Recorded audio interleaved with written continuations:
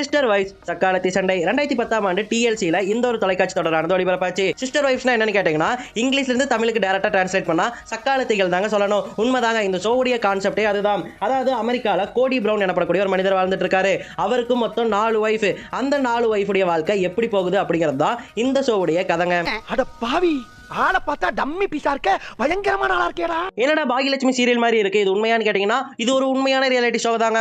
கோடி பிரவுன் அப்படிங்கிறவருடைய உண்மையான ஃபேமிலியை தழுவிதான் இந்த ஷோவானது நகரும். இந்த கோடி பிரவுனுக்கு மொத்தம் 4 வைஃப் இருப்பாங்க, 18 குழந்தைகள் இருப்பாங்க.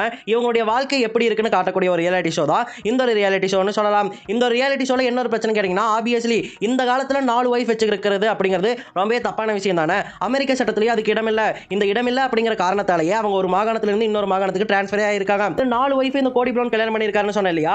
4 பேருமே ஃபினான்சியல் ஹாஸ்டேஜஸ் அப்படின்னு சொல்லிட்டு தான் நிறைய பேர் சொல்றாங்க. அதாவது காசு இல்லாம கோடி பிரவுன் கூட சேர்ந்தவங்க தான் இவங்க எல்லாருமே. அதுக்காக தான் 4 வைஃபா இருக்கிறதுக்கு